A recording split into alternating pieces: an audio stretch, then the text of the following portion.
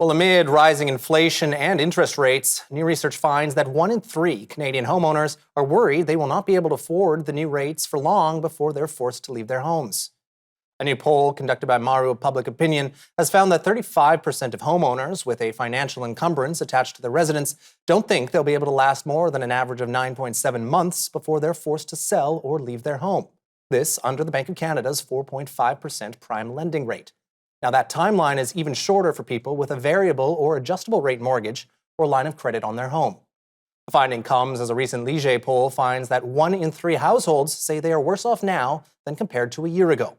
Joining us to unpack the study is Mr. John Wright, Executive Vice President of Maru Public Opinion. Mr. Wright, welcome to Forum Daily. It's great to be with you, Nathaniel. So if you can, for our viewers, just give a brief overview of the key findings of this survey. Well, of course, we took a survey of Canadians and a subset of those who actually have either a variable or a fixed mortgage or a line of credit. And what we found was 70% of people across this country being affected by interest rates. And the Bank of Canada has recently driven it up to 4.5%. And even though they're holding and they may have to go higher at some point, interest rates affect more than just houses. They affect credit cards, lines of credit, and a whole series of other things. So Canadians right now have been feeling the pinch, especially with the inflation being as high as it has been. And to build off of that, the poll is showing that some homeowners have timelines that they're talking about now under the new interest rates before they have to leave their houses. So what does that mean? Well, it means that there's a lot of people under pressure right now. We know for a fact that there's about 65% of those people who have mortgages that are almost at a trigger rate, that they're going to have to make either another financial arrangement to look after themselves, or they're going to have to sell and get out. And I think within the next 3 months, probably by the end of the second quarter, we're going to see a lot of people, in fact, defaulting, maybe moving into the marketplace. And then we're already starting to see that in some ways, but that's what we're looking at right now is, almost 19% of variable mortgage rate holders who are going to have to do something about it because the pinch is getting very difficult to handle.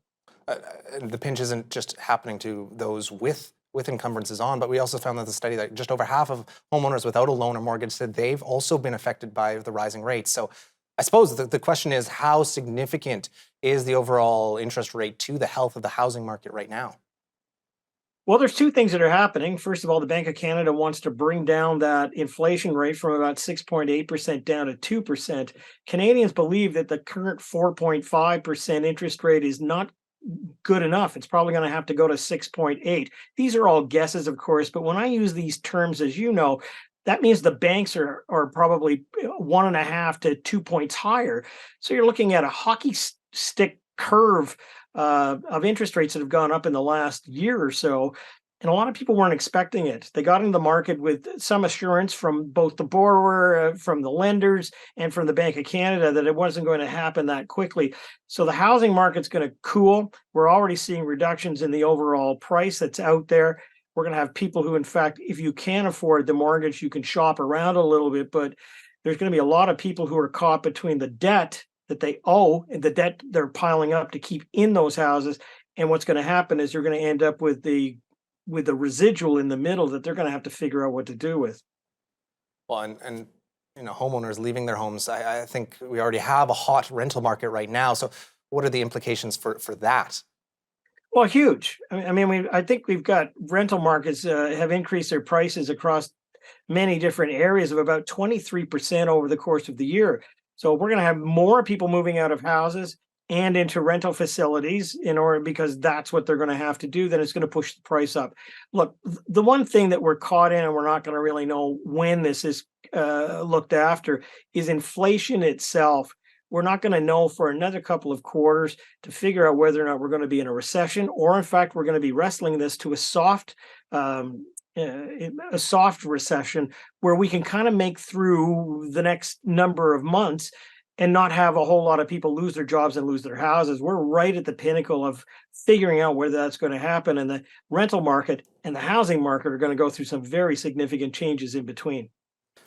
I suppose just a quick 30 seconds left here, but what are you watching for in the next little bit after the release of this report? I'd say in the next 2 months, I'm going to be watching for those people who unfortunately are going to have to give up their homes and go into a different way.